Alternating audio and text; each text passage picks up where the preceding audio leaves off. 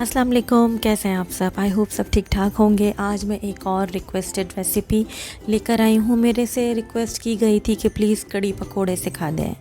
Obviously अब आप लोग बोलेंगे तो बहुत से चैनल्स पर है, पर जिन्होंने मेरी रेसिपी की फरमाइश की थी वो थी नाजिश। तो नाजिश, आज आपकी रिक्वेस्ट पूरी कर दी गई है। तो चलें इंग्रेडिएंट नोट करें।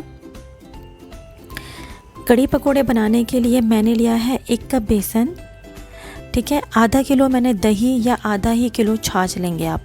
छाछ से जो है कड़ी बहुत खट्टी बनती है। 1 टीस्पून हल्दी जाएगी, 1 टेबल स्पून लाल मिर्च जाएंगी, 1 टेबल स्पून जाएगा इसके अंदर लहसुन का पेस्ट, 1 आधी प्याज जाएगी इसके अंदर, और मैं 3 हरी मिर्चें। मैं इन तमाम चीज़ों को एक साथ ब्लेंड करूँगी। हरी मिर्चें और प्याज अगर आपको नहीं पसंद कड़ी में तो आप ना डालें, लेकिन अगर आप मेरी रेसिपी से बनाएंगे तो आप हर बार यही रेसिपी फॉलो करेंगे। ज़्यादा कुछ नहीं करना है, सारे इंग्रेडिएंट को एक साथ ब्लेंडर में डालना है और इनका बारीक पेस्ट बना लेना है।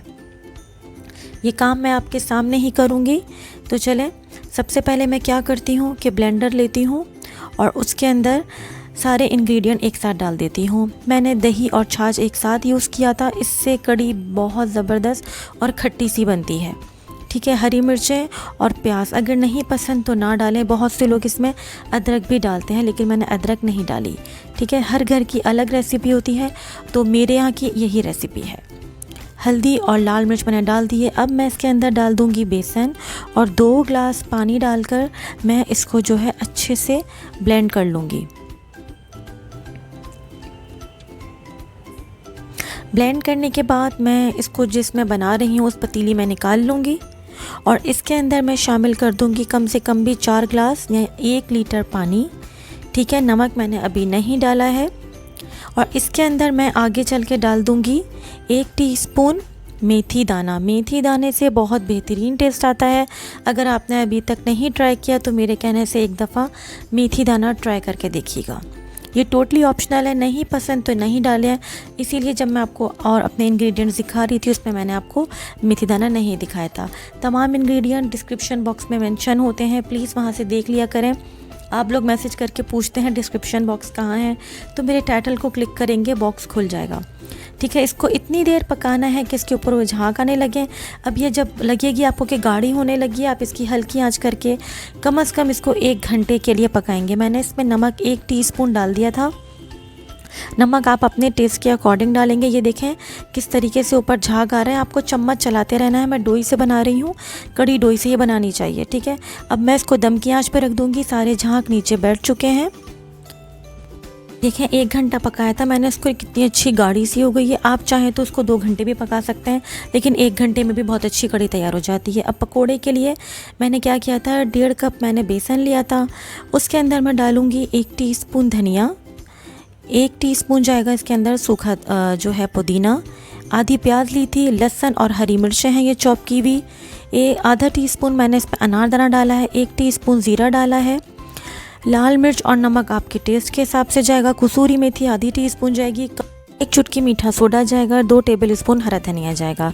अब क्या करेंगे कि बेसन के अंदर सारे इंग्रेडिएंट एक साथ डाल देंगे, जिसमें नमक, लाल मिर्च, कुटा हुआ ये है अनारदाना, ज़ीरा, धनिया, पुदीना। इसकी जगह आप फ्रेश पुदीना भी यूज़ कर सकते हैं। लहसुन और हरी मिर्चें ये चॉप की हुई हैं, इनका टेस्ट बहुत ज़बरदस्त आता है, पिसा हुआ नहीं डालिएगा। हरा धनिया डालेंगे, प्याज डालेंगे और कसूरी मेथी डाल देंगे। मीठा सोडा मैं सबसे आखिरी में डालूँगी जब मैं इसको अच्छे से पेस्ट बना लूँगी इसका। पानी आपको पता है कितना डालना चाहिए, ना ज़्यादा गाढ़ा और ना ही ज़्यादा पतला। जिन्होंने ये रिक्वेस्ट की थी कि हमारी पकौड़ियाँ जो हैं बहुत अंदर से गुठली वाली हो जाती हैं, आप इस तरीके से बनाएंगी, इसको अच्छे से फेंटेंगी तो कभी भी आपकी जो पकौड़ियाँ हैं कड़ी की अंदर से कच्ची कच्ची और मोटी नहीं रहेंगी, जिसमें गुठली पड़ जाती है। अब डाल दूँगी मैं इसके अंदर ये मीठा सोडा, अच्छे से मिक्स करेंगे। मैं सिर्फ इसको 5 से 10 मिनट के लिए जो है ढक के रखूँगी। उसके बाद मैं क्या करूँगी, कढ़ाई लूँगी और इसके अंदर इसको फ्राई करना शुरू कर दूँगी। आपको पता है पकोड़े किस तरह फ्राई करने चाहिए, वो मुझे बताने की बिल्कुल ज़रूरत नहीं है। काइंडली रेसिपी अच्छी लगे तो इसको शेयर कर दीजिएगा। पकोड़े जब ब्राउन होने लगे तो डायरेक्ट आप इसको कढ़ी में डालेंगे, बाहर मत रखिएगा। ये सबसे बड़ा हमारा फॉल्ट होता है कि हम पकोड़े जो है पहले प्लेट में निकाल लेते हैं, जब वो ठंडे हो जाते हैं फिर हम इसको कढ़ी में डालते हैं। उससे ना अंदर से वो ठस जो होते हैं गुठली वाले फिर वैसे बनते हैं। ये देखिए मैं डायरेक्ट इसके अंदर डाल दूँगी। इसी ऑयल के अंदर मैं लूँगी आधी प्याज, ठीक है, बघार के लिए। और अभी देखें कितना तेज़ है गरम तेल। फ़ौरन इसके अंदर ज़ीरा और जो जवा मिर्ची है वो नहीं डालनी है। जब थोड़ी सी प्याज नीचे बैठ जाएगी तो मैं बताऊंगी मैं इसमें क्या डालूंगी। ज़ीरा, जवा मिर्चें और कलौंजी। कलौंजी नहीं पसंद तो ना डालें, ज़ीरा और जवा मिर्च इसके अंदर जाएगी ही लाजमी। ये देखें प्याज नीचे बैठ गई थी। अब मैं इसके अंदर ये डाल दूँगी। कलौंजी और मेथी दाने का जो फ्लेवर आता है ना, उससे तो कड़ी बहुत लजीज बनती है, सब वाह वाह करके खाएंगे।